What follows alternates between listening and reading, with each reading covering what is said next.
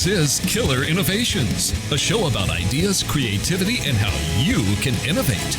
Welcome to the Innovator's Garage, where you learn to create your next game-changing killer innovation. Welcome to this week's episode of Killer Innovations, a show about creativity, innovation, and design. I'm your host, Phil McKinney. We are now off and running into season 12. Hard to imagine or remember back to our early days of doing the show. The first show was March of 2005 with a little cheapo microphone plugged into a laptop in the bathroom of a Marriott hotel in Phoenix, Arizona, where I happened to be there for a conference. Thought I would try it as a fluke, and 12 years later, we're still here doing the show. So in this episode, we're going to be talking, we've got a guest for this show. But before we get into that, just a little bit of house cleaning, a little bit of some updates. Here at the show, we're continuing to experiment. So each and every Sunday, you can watch the show live. We run the video stream from the studio here right directly to you via Zoom, who is a technology sponsor of the show. We also go ahead and put the show up live on Facebook Live, so you can actually come on and watch it over on Facebook. And through either platforms, you can ask questions. Primarily, you can do that live during the show, and I'll try to weave those questions in.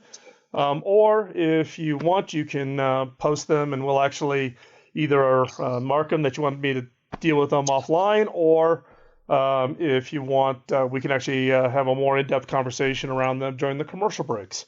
That's the benefit of being on live radio. We are carried live. It's a nationally syndicated show now on BizTalk Radio, and we're carried on about 30 stations across the country. The show is live on Sunday, which is today. And then the show comes out as a podcast every Tuesday morning. And the podcast, the big difference being is that it is the radio show without the commercial breaks. So you get the benefit of the guests in the show without needing to listen to all of the national radio spots. So, and with that, let's talk a little bit about innovation. That's really the purpose of the show. We have a special guest today, Tom Kuczmarski, who's a expert in innovation. He's a professor at Kellogg at Northwestern. Also has a number of books. He's a former principal at Booz Allen, helping a lot of companies think about the innovation game. And so, hey, Tom, thanks a lot. I appreciate you taking some time out of your Sunday and joining us for the show here. Thanks, Phil. It's my pleasure. Hey, great. Hey, Tom, for those in the audience who don't know much about you, why don't you just take 5 or 10 minutes and share a little bit of your background so that they get a little feel for your background and your expertise. Sure, I'd be glad to. Well, it's so interesting. I started at the Quaker Oats Company in marketing and brand management. And I was working in the new product development area and worked on two different food products. One was Aunt Jemima frozen crepe batter, which died a dismal death after about 9 months in the marketplace. But the other one was Chewy Nut granola bars, which is still in the marketplace today. And it always intrigued me what made one new product a success and the other new product a failure. And so then when I went to Booz Allen and Hamilton, I really studied and looked at what best practices were by companies that were doing innovation well and how they differentiated themselves from the winners versus the losers. And I was always really intrigued by that and found it a fascinating topic. I also, just myself, tended to like innovators and entrepreneurs a lot. And I think they have a dynamic inner core to them that's very different from more of a large corporate mindset type of person. So I started on my own after 5 years at Booz Allen, and I started my own consulting firm, Kuczmarski Innovation, where we really focus on helping companies develop new products, new services, and new business models. And I've worked with a wide variety of different clients over the years. At the same time, I've also taught at the Kellogg School of Management at Northwestern University for 36 years now. It's a good thing I still look so young now. And now I teach courses like creating and leading a culture of innovation, innovating new products and services. And what's so exciting is that it's with executives from around the world. So you really hear the challenges, the issues, the problems that they're dealing with on a weekly and monthly basis as it relates to innovation.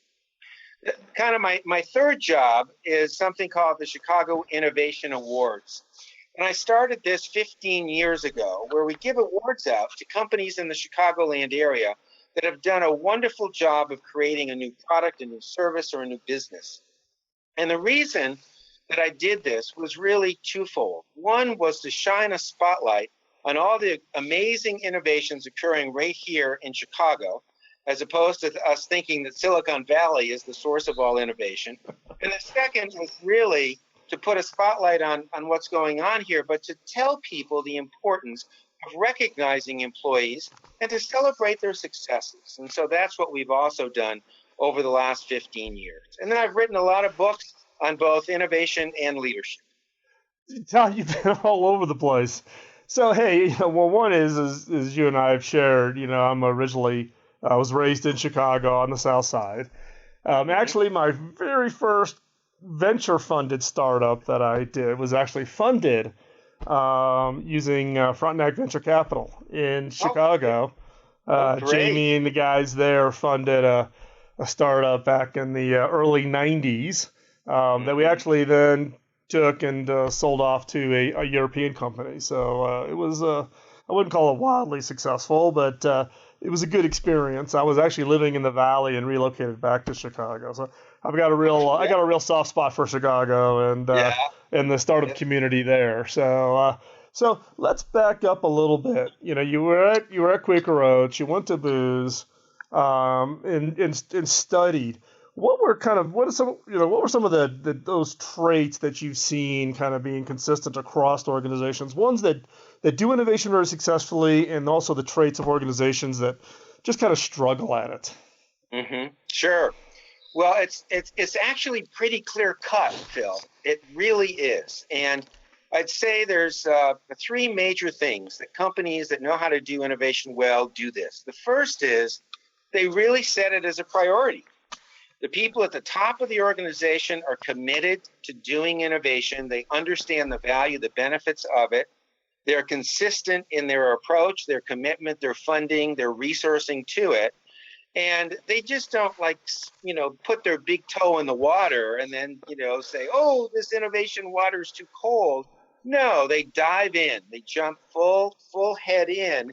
And that's what really makes a big difference. So number one is they set the priority and they're committed to it. Number two is that they understand better than most that you have to use a customer or consumer problem-based process for innovation.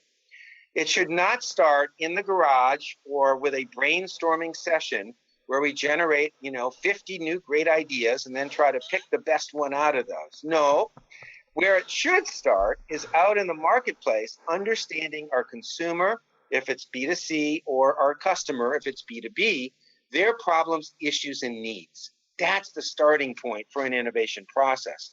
Then in a kind of a very systematic way, going through multiple steps to be able to ultimately develop a business case and a prototype and a go-to-market strategy. But the beginning really is a process that starts by understanding what it is we're trying to solve as successful innovators. And then the third is creating a culture, creating an environment where people are really willing to take risks and it's okay to fail. Years ago, Business Week published an article called Eureka, I've Failed.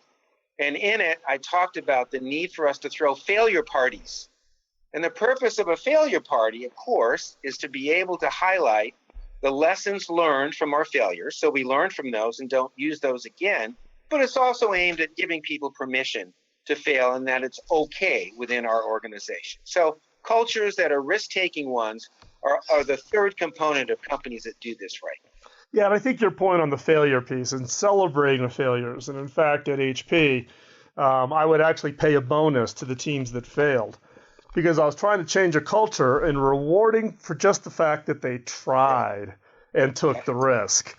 And needless to say, that was some interesting conversations with HR. You want to pay a bonus for what? You're going to pay a bonus for someone trying and failing? And I'm like, exactly. That's exactly what it is I want to do, because that is where you're going to get other people saying, okay, it's not detrimental if I try something and fail. senior executives aren't going to whack me if I totally choke on this thing. But the fact that we actually tried it and got it to a certain stage, that is where we got to be really interesting. We're going to come I think the most innovative thing about that is you got HR people to agree with you to do it. Well, I was at a certain level to where I could get away with a lot of things without full approval. So that's also the benefit of being in the senior role. So we come back, we're going to take a quick commercial break. When we come back, we're going to pick up these conversations with our guest today. If you've got questions, hop over to Facebook or over on Zoom, send them in. We'll take those questions in the next segment. And we'll be back right after this commercial break. You're listening to Killer Innovations on the BizTalk Radio Network.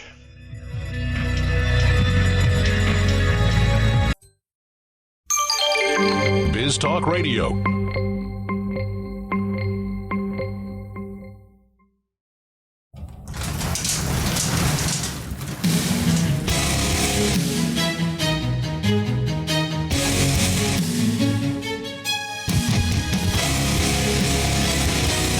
This is Killer Innovations, a show about ideas, creativity, and how you can innovate. Welcome to the Innovator's Garage, where you learn to create your next game-changing killer innovation. Welcome back to this episode of the Killer Innovations radio show and the podcast. We do both. This show is all about creativity, innovation, design. We bring in leading innovation experts to share with you, the listener, about both the things that work, but also the lessons learned and the things that don't work. And as a result, applying those to your own ideas such that you can kind of avoid those potholes and hopefully have a better success in taking whatever it is you're kind of rattling around in your head and bringing that to market as really a game-changing breakthrough innovation. So today we have a special guest, Tom Kuczmarski. Tom is founding of his own firm based in Chicago, but he's also a professor, has had a lot of experience both in the management consulting space, but actually having been in a product group, actually building product. And that's unique, actually. For those of you regular listeners of the show, you've heard me get on this rant a little bit about all the innovation consultants out there that actually have never actually built a product and actually have gone through the scars. So, Tom's different. He's gone through that, through those scars and actually has built products both successfully and not so successfully. I've had my fair share of ones that were pretty good, and some of them not so good. And we're going to talk a little bit more about that. So, Tom, in the last segment, you shared with us kind of what are those things that you see as kind of a common trait for those companies that have been successful in the game, such as, leadership, senior leadership, all in, going for it.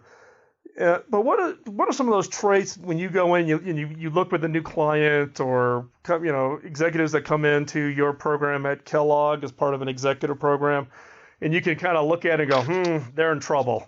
What are some of those? What's those spidey, tingly senses? How do you pick up on, and what are those traits for companies that struggle? Sure. Well, just as I mentioned before, Phil, and as you mentioned, priority setting, a customer-centric process, and setting a risk-taking culture are some of the keys to success. Let me tell you three things that I continue to find that leaders struggle with that really have a negative impact on innovation within their company. The first is they'll say, I want everybody to be innovative every day. Now, what does that mean? It means I'm supposed to go to my cubicle and sit at my computer and somehow become innovative. No, you can't do it that way, because innovation is a team sport. It requires a cross-functional team of people who are dedicated, who are focused, and who have enough time each week that they can spend on this game called innovation. So it's not an individual's job, it's a team's job to do it. The second is a lack of consistent funding. So people at the top will get all excited about innovation. Oh yeah, boy, this next year we're going to be committed to it. And then the third quarter hits, and you know what happens at the third quarter, because, EBITDA has gone down. And so we got to turn off the innovation valve, the innovation funding. And there's nothing worse, because even though you may want to put it back on the first quarter of the next year, employees are smart and they don't want to participate in something that's going to be on and off all the time. And the third thing is they don't reward people enough. They don't recognize the successes. And there should be, in my view, and I've seen it work so well in small to mid-sized companies, a more entrepreneurial compensation system so that when there's a big success, there's a big reward. And I think that's the other component that really needs to be looked at more innovatively within big companies. Well, I think the two that I'm going to hop on right away is the resource. And in fact, I did a blog post as I was making my decision to retire out of Hewlett Packard. We're called the 7 Laws of Innovation. And one of them is the law of resources. And it was funny because I think it was Fast Company magazine or Inc. or one of them saw the blog post and wrote this big article. And the headline of the article was, "Did HP violate the 7 laws?" Right? Well, and resource was a challenge, right? Because you get into this game of, you got to, in my case, I had a fairly significant budget for research and development. And it was kind of the knob that everybody wanted to reach in and turn off or throttle. We're going to stop purchasing in the last week of every quarter. So they turn off the purchasing. So therefore, you shut down on any growth in the payables category. Well, then everybody in the company figured that game out. So you just ordered everything in the second week of the quarter, second month of the quarter, knowing in the third month you're not going to be able to order anything. That's right. So everybody knows how to play the game. But you're right. The resource piece really becomes, a huge challenge. And then on the reward thing, I'm interested in getting your thoughts because I've seen companies that have done shadow stock. They've done other kinds of bonuses programs tied to success. Is there kind of a one that you particularly find that's most useful or most successful? What does a compensation model look like if you're really going to incentivize an innovation team? Yeah. What I have found, Phil, honestly, is that any of those are terrific ones to have, because here's the issue, right? If the bonus is based on variable compensation and there's a 100-point schema and 10% of that is allocated based on innovation, that's not enough.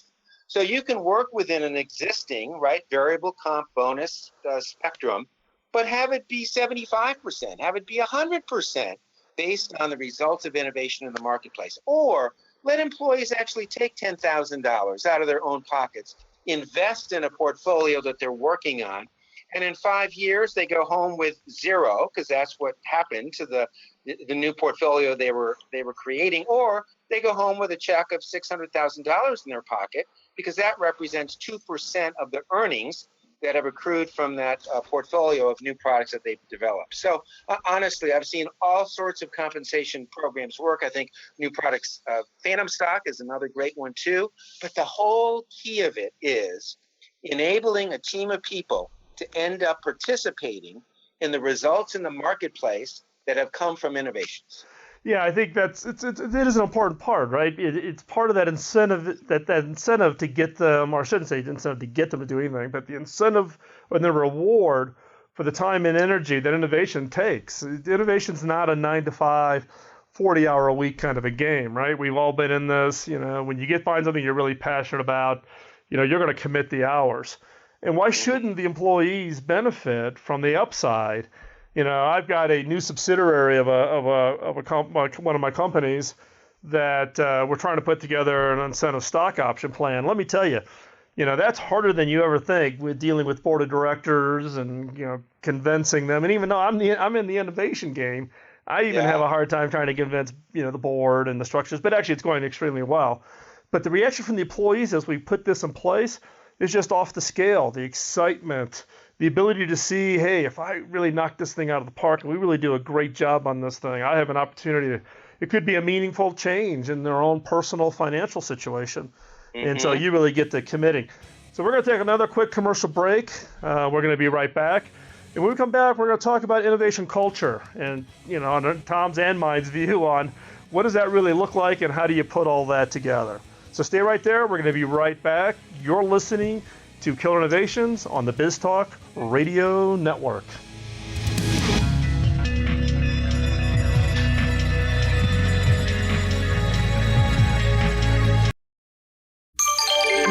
Biz Talk Radio.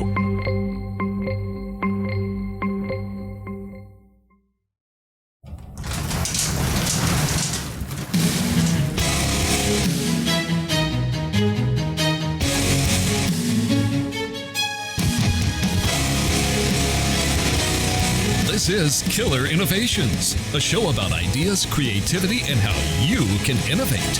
Welcome to the Innovator's Garage, where you learn to create your next game-changing killer innovation. Welcome back to this episode of Killer Innovations, a show about creativity, innovation, and design. I'm your host, Phil McKinney.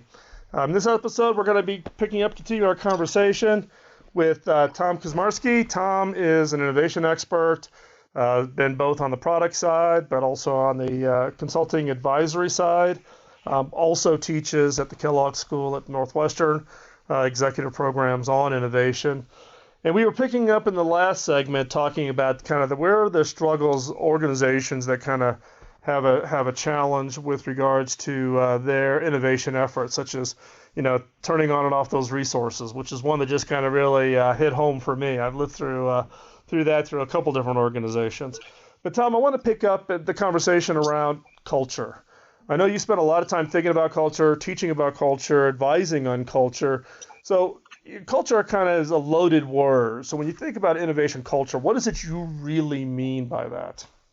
Great question, Phil. A culture for me really is the set of values or beliefs that an organization embraces, along with its norms, or those are the behaviors, the way in which we communicate with each other, the way in which we behave with each other.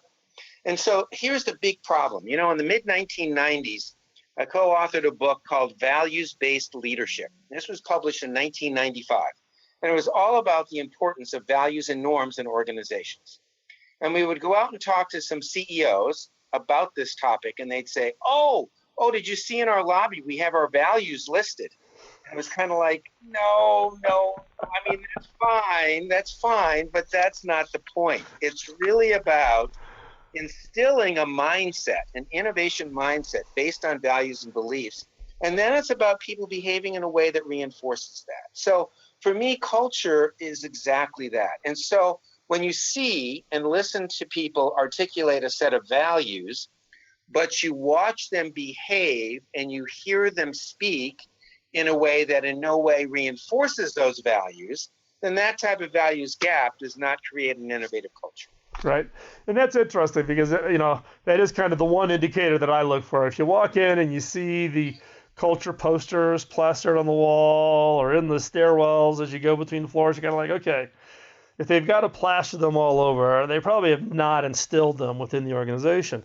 But it's hard, particularly organizations that have been around for such a long period of time. What's your thoughts about the transformation of cultures, right? It's cultures have been doing one thing that, is clearly, so ingrained that any attempt to try to, change that and get something else or get this above the norm added, that innovation's important. What's been your experience on those organizations that try to change? Yeah, I think they do two things.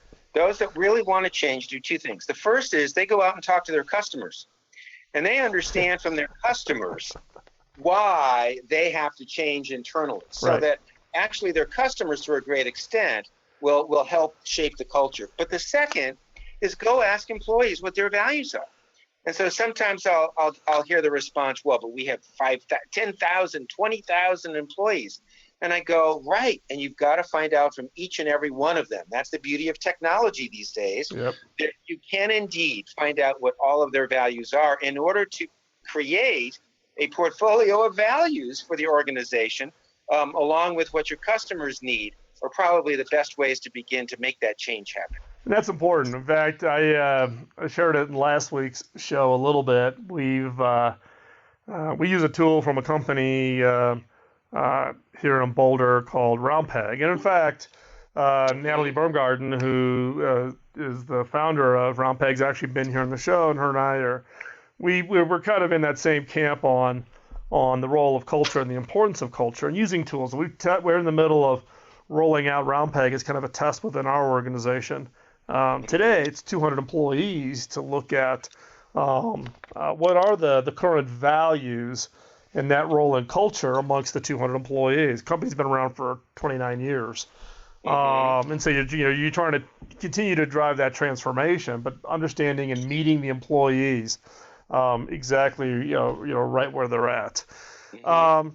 In those cases, though, in the case of culture again, are there one or two attributes that you think are common in an innovation culture, other than it's just what is the new thing? But what are kind of one of those one or two things that you kind of find that, if you looked at all the culture elements or culture attributes across the organization, is there kind of a Venn diagram where there's some common set that you think is part of that innovation culture?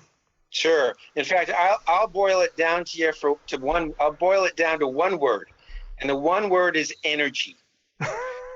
The energy in an innovative culture, you can feel it, you can see it, you can hear it, and that honestly, whether you want to call that passion or involvement or people that embrace change, et cetera, it's all about the energy of an organization. And when you walk in and you don't see any people and everybody's hiding out in their offices, you kind of know this is not a collaborative environment that's going to foster innovation. When you walk in and you see people hanging out in small groups and at tables and leaning over cubicles and there's a lot of conversations and dialogue going on, and you can feel that energy, but then you know that this is a company that's going to do things well. So Tom, in the case of your firm that you started, you're based in Chicago. What's the ideal client for you? What are the kind of companies that come to you and ask for help? Well, first of all, for the most part, it is larger companies, and it's companies that are wrestling with and are challenged by getting more innovations out the door. And so what we'll come in and do is help them develop an innovation strategy. We'll form a cross-functional team of 5 people, join it with their 5 people, and we'll actually go through the steps of a process, going out and understanding customer or consumer problems, issues, or needs, doing brainstorming sessions, turning those into concepts, getting those tested, and then converting those into business cases, so that when we leave a client, they've got 2 handfuls of new products and new services that they can then move into prototype development. So are these primarily larger public companies, larger private companies, or a mix? It's both. It's a mix of both. I mean, it's been S.E. Johnson, which is a large privately held company, right, to a lot of publicly traded companies along the way. Well, that's great. That's great. And then your program at Kellogg. Talk a little bit about the program at Kellogg that you teach. Well, it's 3-day executive courses. And so one of them is called Creating and Leading a Culture of Innovation. And I'll bring together about 8 different faculty members and over a 3-day time period with about 40 to 50 executives from around the world. We'll have a wonderful dialogue and, lectures and discussions, and I'll bring in practitioners and the like, and we'll really talk about the issues of innovation that are most relevant to them. So we're going to run out of time here because I want to talk about the Chicago Innovation Awards. So can you stay for the last segment of the show? Does that work for you in your schedule? Sure. Okay, so great. I'm going to invite Tom to stay. We're going to kind of do something completely different in the 4th segment. That's part of being innovative, right? Got to be flexible to change. Because I do want to talk about the Chicago Innovation Awards, which Tom has been very involved in. And it's a common question I get from state, federal, and international countries wanting to know about how do you, the role or the activities and the elements that are needed within a region or a geography to really spark and create that the startup / innovation effort. And everybody seems to be so focused on Silicon Valley, and I've spent so much time there, it's a common question. But I'm a firm believer that it can occur anywhere in the world with the right mix of activities and the right mix of support, both from the local communities, from the universities, startup space, risk capital, and even the right level of regulatory and government support to pull these things together. So we're going to take another quick commercial break here in a little bit. And Tom and I will talk. I'm really interested in getting Tom's talk on the Chicago Innovation Awards. It's been around for quite some time, quite popular, very well followed. Companies that do very well in that go on to do very great things. So you're not going to want to miss this part, so make sure you come back for the 4th segment. And if, for those of you listening to the show, if you want to get connected with us, the best way to do that is just text the word innovate to 33444. The word innovate to 33444. That'll get you connected with us. We'll send you out regular updates on the work that we do here at the show, upcoming guests, those kinds of things. And also, I'll throw in, I have a 2-hour audio course that's available up on Amazon if you want it, $19. Don't pay the $19. Publisher charges that. I'll give it to you for free, and you give it for a download. You can listen to it anywhere, but it's a good foundation for you to understand what we're talking about here. So stay right there. We're going to be right back and talk about the Chicago Innovation Awards when we come back from this commercial break. And you're listening to Killer Innovations on the BizTalk Radio Network, and I'm your host, Phil McKinney. And we'll be right back after this break.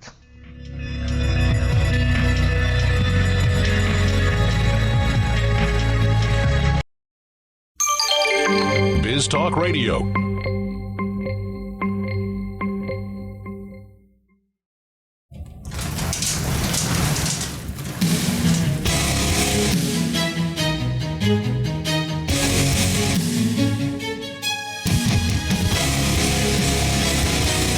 This is Killer Innovations, a show about ideas, creativity, and how you can innovate. Welcome to the Innovator's Garage, where you learn to create your next game-changing killer innovation. Welcome back to Killer Innovations, a show about creativity, innovation, design. I'm your host, Phil McKinney. I've asked Tom Kuczmarski to stay for the last segment because specifically I wanted to talk around the Chicago Innovation Awards. The Chicago Innovation Awards have been around for quite some time. They've turned into being kind of a catalyst for the innovation and startup community in the Chicago area. And it's actually one element of many elements that regions really need to think about from the standpoint of recognizing and rewarding those that are really stepping out and doing really innovative, creative things within their community to help build that ecosystem, build that community of like-minded individuals to support each other. And that's what it really takes. If you look at Silicon Valley, it's about the fact that everybody's doing something new and you kind of get that community. And the same thing here in Colorado with Boulder or Austin or any of the other areas. So, Tom, give us a little framework on the Chicago Innovation Awards and then we can talk about it more in the broader context of impact. Sure. Well, as I think I mentioned earlier, I started the Chicago Innovation Awards 15 years ago to really shine a spotlight on all of the great innovations occurring here in Chicago region. And what's happened, Phil, has been truly unbelievable. 15 years ago, we had 75 people come to the first Chicago Innovation Award event. Last October, we had 1,500 people come to the Chicago Innovation Award event at the Harris Theater. And we now have one different event each and every month.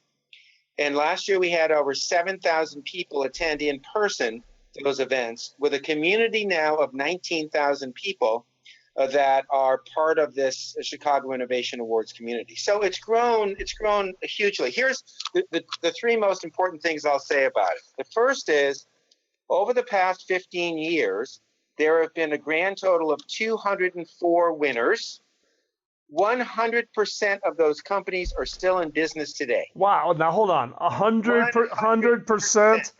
Yes. Okay. Yes. We'll continue through your stats. I'm coming back to that statistic. You can check it out. The second is that of those 204 winners, there have been 36 acquisitions for a grand exit value of $64 billion. That's B, not M, but B. Wow. So the issue of whether or not there's value, right, in innovation, whether big companies and small companies should be doing this or not, is not a question. I mean, this just conveys the importance and the relevance of it. But here's the other thing that's so key about it. We deliberately made this highly inclusive, meaning that the Chicago Innovation Awards is not about high-tech companies. It's about big companies like Caterpillar and Abbott.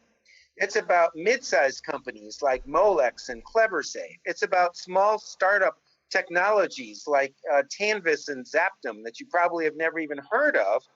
And it's this composite also of nonprofit organizations as well as for-profit, privately held, publicly traded, and government too. And so, in short, the reason why the Chicago Innovation Awards, I think, has made such a huge impact on our local economy is that it truly represents the diversity that exists here in Chicago. And it also conveys the breadth of innovation that make Chicago so unique. Well, that's interesting. I'm going to jump back to the statistic on 100%. So it sounds like, though, that you've taken a much broader definition than, let's say, you hear in a lot of these innovation awards where it's primarily early stage startup companies, 3 guys and a dog. And it sounds like you're really trying to get the message out there that innovation doesn't have a category. It's not about one. It's not just about just the startup companies, but it's the fact that any organization, whether you're a nonprofit, state, local, federal agencies, large companies, small companies, whatever it is, all of us have the ability to have positive impact on whatever organization we're involved in by looking at where those innovation opportunities are relative to what it is we do. And so I think from that standpoint, 100%. What's the criteria? Just really quickly, give us what's the criteria? How do you guys how do you go through and select who's the winners on these awards? Sure. And for anybody in the Chicago region, this year's nomination period opens May 1st and runs through July 31st. Last year, we had 535 companies nominate for these 23 awards. The statistics is that it's easier to get into Harvard than it is to win a Chicago Innovation Award. We have 12 judges, and the primary criteria are these. Number one, your business or your new product or your new service has to be in the marketplace for 3 years or less. So it has to be something that's been launched within the past 3 years. Number two, it has to have identified and solved a real customer or consumer need. Number three, it may have sparked already some type of competitive response.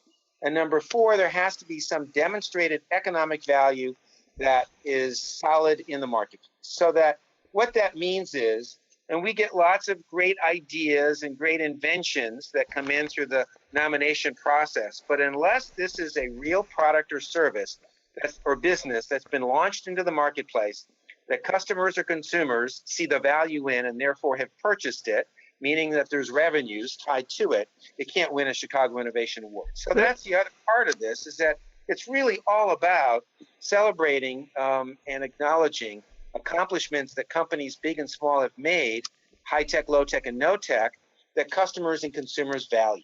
That's actually great. So, hey, Tom, if someone wants to apply, where do they go to? Yeah, go to www.chicagoinnovationawards.com. Okay, and we'll have all the links to this in the show notes. And also, I'll include all the links to Tom, his company, and how to track down Tom. So, hey, Tom, I wanted to really thank you for taking the time out on Sunday. For those of you listening to the show, check out the show notes over at killerinnovations.com. We'll have links to Tom and, like I said, his firm, also the Chicago Innovation Awards, so that if you're in the Chicago region, you can actually submit your application. And you never know, like they said, you have a better shot at getting into Harvard than winning one of these awards. And these awards do give you a lot of that recognition. That is important. With that, we're going to wrap up this week's show. Next week, we will be right back here doing the Killer Innovation Show, so join us live. Subscribe to us over on iTunes. Really appreciate it if you'd hop over to there and give us a vote. You're listening to Killer Innovations on the Biz Talk Radio Network, and we'll talk to you next week. Thanks, Phil. The opinions you hear on Biz Talk Radio are those of the hosts, callers, and guests, and do not necessarily reflect those of this station, Biz Talk Radio, its management, or advertisers. The information on Biz Talk Radio does not constitute a recommendation, offer, or solicitation to buy or sell any product or service. If you have any questions about Biz Talk Radio, contact us at 817-274-1609 or at biztalkradio.com. Biz Talk Radio.